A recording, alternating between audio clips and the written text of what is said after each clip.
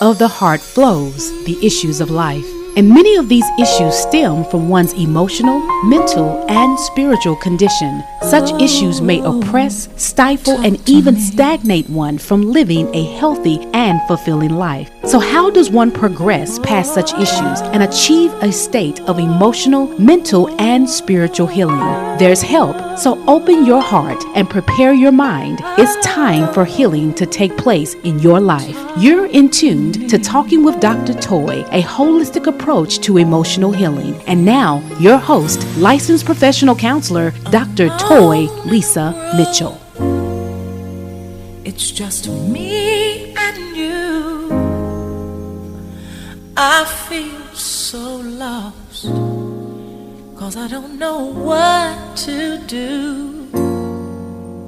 Well, good Sunday morning. Thank you so much for tuning in to Talking with Dr. Toy. Comes your way every Sunday morning. Listen, I want to first of all thank you so much for tuning in to the broadcast, the podcast. It's so wonderful to have you in this space. You know what I always want to do? I always want to start out with my purpose. My purpose is to provide a holistic approach to emotional healing. Therefore, my mission to provide a holistic, restorative, therapeutic approach in addressing and resolving issues that adversely affect the emotional, psychological, spiritual, and physical well-being of individuals who desire to enhance their quality of life. I do hope all is well with you. And as we talk about this, listen, I always want to do a self-care check. How are you? And what did you do for self-care? Remember, it is so important to improve aspects of our self-care. Doesn't have to be huge. Small steps can make huge differences. So I do want to encourage you to please make sure that you are definitely taking care of yourself and implementing those self-care. We may do another show on self-care because I think in many ways there's misconceptions about what self-care is. I was talking with some individuals today, and so one of the individuals said that we don't have time, that we're so busy taking care of everyone else. We don't have time for ourselves. Some people said, well, I don't have the money and all of that. So I do think that there's still some ways in which there are misconceptions about self-care. And I think that makes it even more important for us to do some work around this, because when you have those misconceptions about what self-care is, then you're not going to create time to implement it, because there's already some challenges and barriers to you even being able to acknowledge that this is something that I can do. And so I think this is very important for us to just remember that self-care, and especially now, listen, we're in the month of June. And so can you believe it? We're 6 months in to this year, to 2026. And it seems like we've just gotten started. And so some of us may have made some commitments and said, oh, okay, I'm going to do this, I'm going to do that. But yet and still you may find yourself in a space where you're like, you know what? I've not done anything that I said I was going to do, right? So I want us to be mindful when we talk about aspects of self-care. I love this resource that says, listen, self-care can just mean taking a step back, right? It can mean forgiving yourself, saying no, setting boundaries, staying at home instead of on the go all the time. Love this one, asking for what you need, right? Prioritizing yourself, and again, asking for help. Spending time alone. These things can be self-care. And so I want us to really hone in on what self-care can mean for your life. It may not look the same as it does for other people, but what does this look like in your life? And consider those things that I just said, those things of self-care. I can take a step back instead of pushing myself. Maybe I need to take a step back and observe, how are things going and what do I need to do, right? Or who do I need to be in this situation, right? Asking for help. Many of us, we've talked about that before. Asking for what you need, right, in our interactions with others. Forgiving yourself. How many of us are harboring unforgiveness towards ourselves, right? Still beating ourselves up for mistakes that we made 10 years ago. And what is that? How is that helping you? Basically, all that it's doing is maybe keeping you in a cycle of negativity towards how you view yourself. So again, really take into account what self-care can mean. And this is going to be very important for the topic that we're going to address this month, right? And I'll come to that shortly. Another aspect of care is community care, right? People committed to leveraging their privilege to be there for one another in various ways. How did you show up for others, and how did you allow others to show up for you? And that self-awareness. How did you show up for you, right? How did you show up for you? And so June is Men's Health and Mental Health Month. Right? We know Father's Day is in the month of June.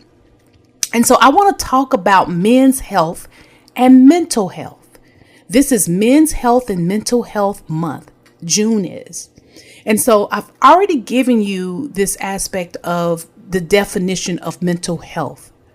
A state, according to the World Health Organization, mental health is a state of mental well-being that enables people to cope with the stresses of life, realize their abilities, learn and work well, and contribute to their community. Let's talk about Men's Health and Mental Health Month. One of the things that, as I did some research with regards to this topic, is that this is called, as far as men's mental health, it has been deemed as the silent crisis. The silent crisis. And this month is also dedicated to really addressing the stigma that prevents men from seeking help. And I love this statement. It says this, that not only with regards to breaking the stigma that prevents men from seeking help, but also from addressing unprocessed trauma and normalizing open conversations about emotional well-being.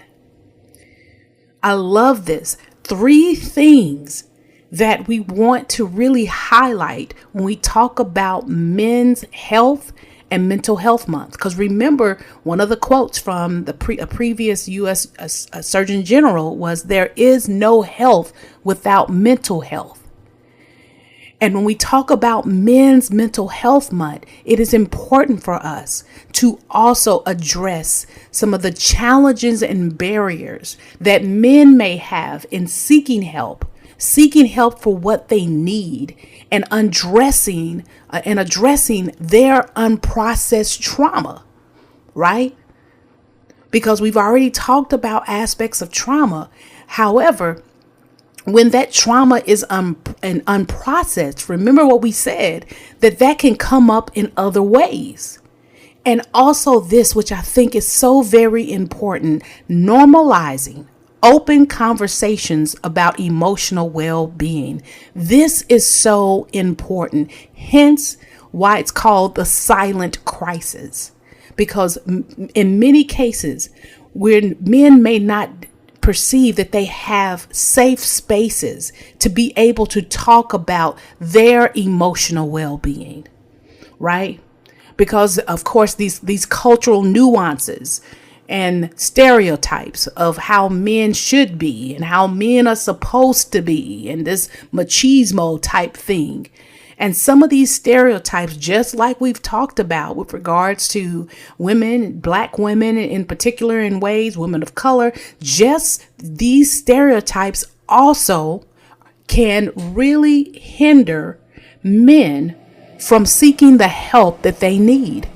And when we talk about that, I think it's so important that this is a disturbing statistic. It says this: with men nearly 4 times more likely to die by suicide than women, It highlights the urgent need to address this silent crisis. Did you hear what I said? With men nearly 4 times more likely to die by suicide than women, it highlights the urgent need to address this silent crisis. And this statement as well. Men frequently face unique barriers to seeking help, and some of those is what I just mentioned. Societal expectations and ingrained stigmas often make it difficult to open up about emotional struggles. And so therefore what happens, they stay silent. Listen, it gives 3 things. And I think this is so important because when we talk about men's health and mental health, it is so important to look at what are the stats saying. Listen to this. Over 6 million men in the U.S. experience symptoms of depression yearly, but are often undiagnosed due to the misconception that requiring therapy is a sign of weakness. Yeah. So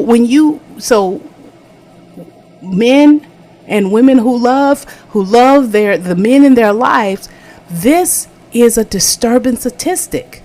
Over 6 million men experience symptoms of depression. And remember, when we talk about symptoms of depression, sometimes, again, the media may depict this in a one-dimensional way. When we think about depression, we think about, they're just staying in bed all day. They're not able to do anything. And they're, in some way. So we just may see just a few dimensions of depression, one dimension of depression. But we remember depression can look differently. In men, it can come out as anger. It can come out also too as really kind of overworking and all the things, and even can come out in substance use and abuse.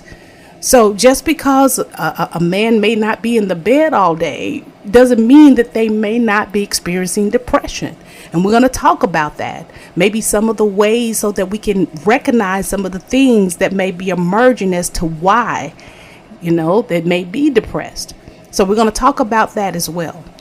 And so another thing that it also mentioned was trauma, right? Unprocessed trauma from financial stress, relationship issues, and even other challenges.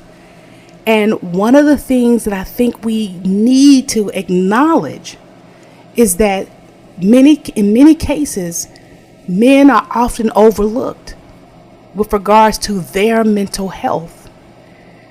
When we look at these things, unprocessed trauma is often overlooked as a driver of poor mental health in men. And that can come from various things. We've talked about trauma a lot on this show. And then the suicide rates. Men account for approximately 75% of all suicide deaths, making it one of the leading causes of death for men. And so men are not exempt from mental health issues. And what would be helpful for us is to cultivate more safe spaces to discuss and to talk about men's mental health. When we look at this stigma, where when we talk about men and mental health and the stigma of weakness, right? We have to address that, because when we look at mental health as a weakness for a man, then that in some ways will close the door for them seeking help, because they see it as a deficit, as a personal weakness, as a flaw. And so the help that they need, they will negate it. They will not move towards the help that they need because of how they are perceived. And so some of these things that we need to address is the perception of weakness. I tell clients this all the time. I say this, I'm like, Coming to therapy is not a weakness, it is wisdom. It is wisdom. And we know that there's still some struggles even in going to the doctor for men. But one of the things that we can do as a society and as a community is normalize conversations where we're talking about emotional mental health. And so again, the perceptions of weakness around requiring therapy. Listen to this: fears of social disapproval. That if I tell someone that I am thinking about going to therapy, or if I tell someone that I am really struggling right now with maybe some depression, some anxiety, some fear, if I really tell someone, well, how will they look at me, right? So there's a fear of social disapproval. And I think it would be helpful for men to talk about this so much more, so that these conversations are normalized, that we don't negate that just because you're a man, that you're not human. You are human. We are fallible, right? Our mere humanity warrants that. But there's fears of social disapproval. They won't see me as the strong one. If I let them know that I am really struggling emotionally right now. And so what we do sometimes, and we'll talk about it, when we don't address these mental health issues, then they'll come up in unhealthy ways. And one of the things that will happen among several is that we'll start adopting maladaptive, unhealthy coping strategies to deal with these mental health struggles instead of facing them and getting the help that we need. We're going to talk about it. Social disapproval, cultural factors. Well, we just don't do that. We don't. Because there was this notion, which is definitely inaccurate, that African American men or black men, they don't have suicide attempts. We don't attempt suicide as black men. And as we know, with regards to the statistics, that's not true. And so we want to be sober and mindful of what's happening within our communities, to know that depression is real. Anxiety is real. And so sometimes when we talk about depression, men with depression, they're not diagnosed, right? Some of the reasons why they're not diagnosed is that failure to recognize depressive symptoms. And that's one of the things that I expressed, that we may have these misconceptions of what depression should look like. And so if I'm going to work every day, right? If I'm getting up, then, I'm not depressed. But what is your thoughts? What are the thoughts that you are experiencing, right? Are you isolating yourself? Have you lost pleasure and joy in the things that you used to enjoy, right? The activities that you used to enjoy. Are you a bit more irritable, agitated in ways? See, these are things that we need to also be mindful of as a way in which depression can manifest. Also, some of the reasons why men are undiagnosed: downplaying signs and symptoms, minimizing these signs and symptoms. Oh, well, they'll come out of it. They'll be okay. They usually bounce back and all of this. And some of us may simply just be in denial because we may not know how to help. So we don't want to face the reality that there may be some issues going on with some of the men in my life. We may not want to face that reality, and they may not want to face that reality. So downplaying, minimizing these signs and symptoms. Oh, well, it'll go away. I'll be okay. Or it's not that bad until it really gets that bad. And here's another one: reluctance to discuss depression symptoms, right? due to stigma, seeing it as a weakness, maybe avoiding it or even denying it, don't want to discuss it, don't want to say anything, because in some ways discussing it may lead to facing it. Also, too, resisting mental health treatment. I'm not going to go to talk to no this and this. I mean, I've had someone say, well, there ain't nothing, it's nothing they can do to help me. They all out for the money. I've heard various reasons why, in some ways, men don't go to mental health treatment. And here's what I would say. Many cases is fear.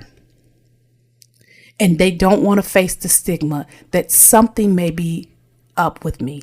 Something may be going on.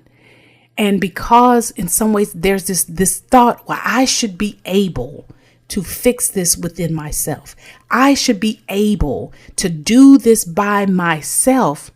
And then what that does, that brings about a sense of shame. Because I can't fix it or I can't make it better, then what kind of man does that make it? Because in many cases, we know some men are problem solvers. I should be able to solve this problem. And maybe what they think is this, is that I've been able to solve other people's problems. Why can't I solve my own?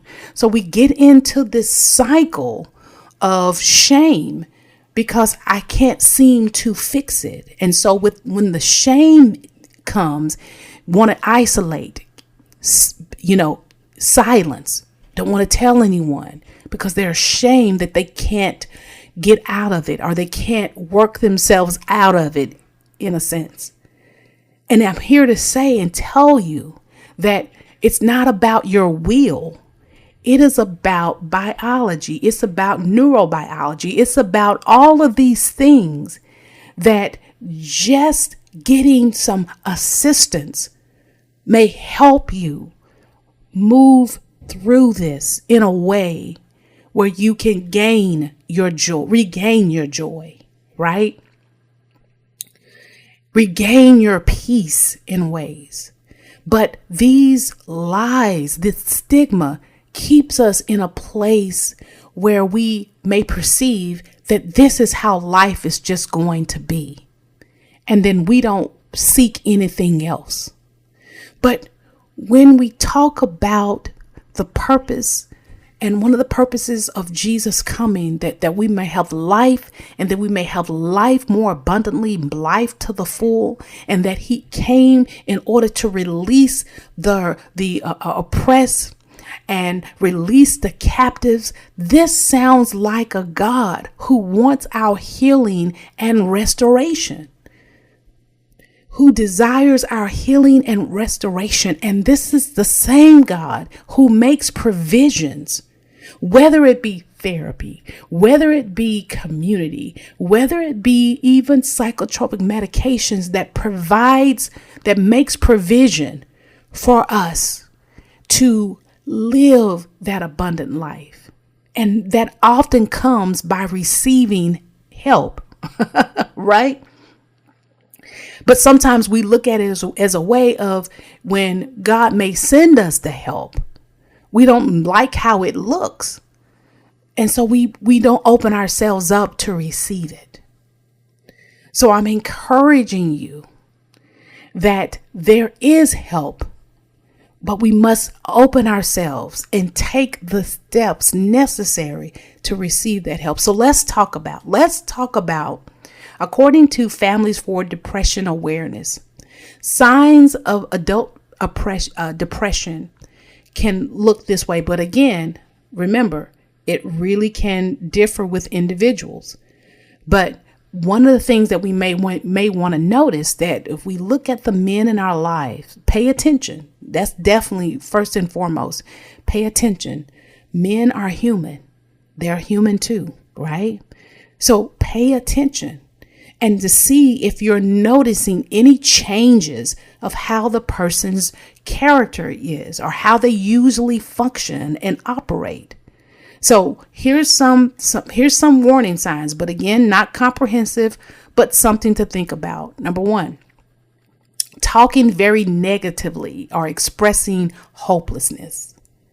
that this seems something that when you've known this individual and you see them, that is more consistent and more intense, that they're talking negatively or expressing hopelessness, you may want to just really process and think about are things, are they struggling with some things, right? Number 2, acting without concern for others. When this may not be who they are, their character, where things are happening in the family or whatever, and it seems like they have this degree of apathy, well, they don't care and they're not concerned. Could it be that they're emotionally numb and experiencing some depression, where they are what we call in some ways hypoarousal, abusing alcohol or drugs, right? Withdrawing from families and friends. One of the things that you may notice is that, wait a minute, they're usually outgoing and extrovert, but now they're just kind of withdrawing. They don't want to be around people in some ways. And what you may notice is that it's become more consistent, where they're isolating, not doing the things that they normally would do, that they enjoy. Problems concentrating, making decisions, or even remembering, right? And look at this, complaining of physical aches and pains. This speaks to the somatic aspects of mental health. When you are experiencing aches and pains and you don't know where they're coming from, right? Those things may be symptomatic of depression that is showing up in your body.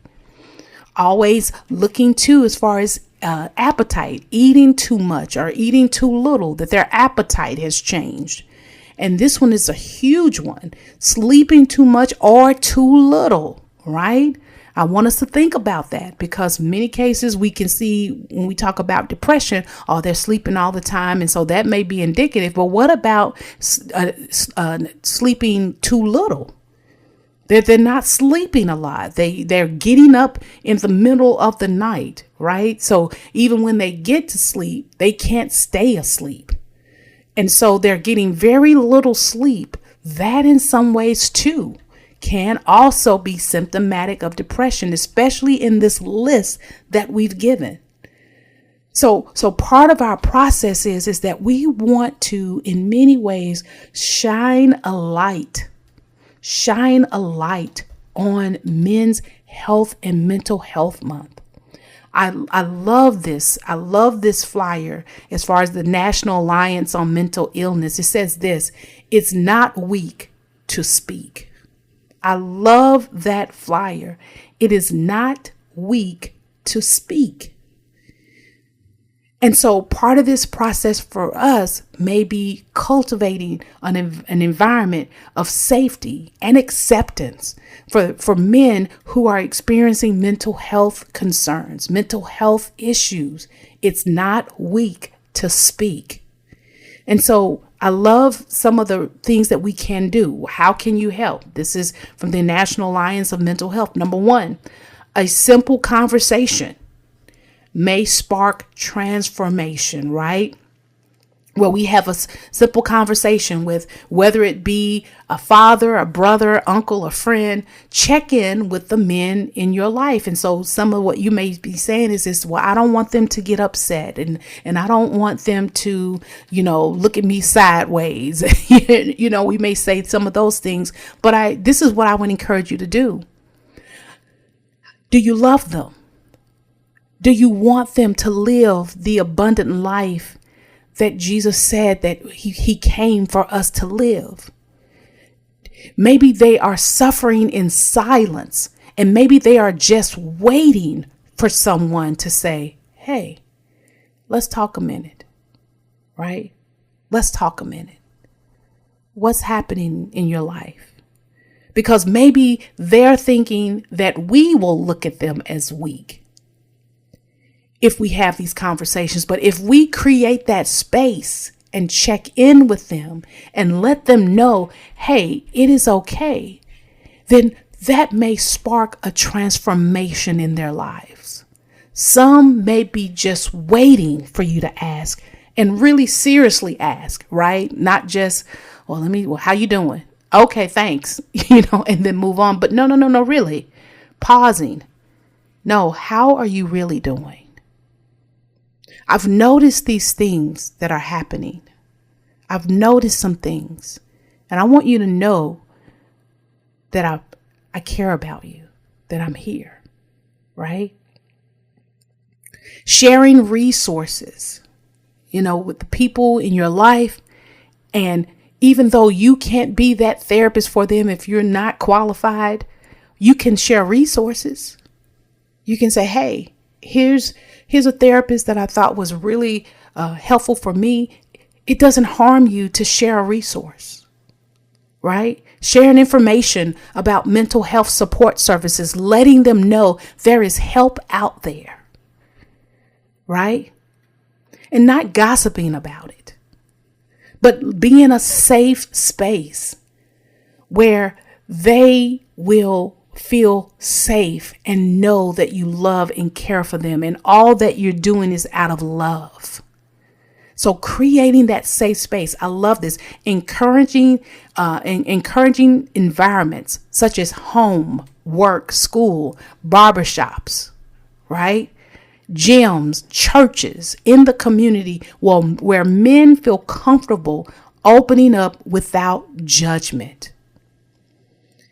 And I love this. It says this: sometimes just knowing it's okay to talk makes all the difference. And to have real talk. We're going to talk more about men's health and men's mental health. But this is something that I want us to really work through, because it is called the silent crisis for a reason. Those things that are undercover, we want to bring them to light so that light can dispel that darkness, and that they can get and receive the help that they need and that they deserve. Let's talk about it. It is not weak to speak. I love that.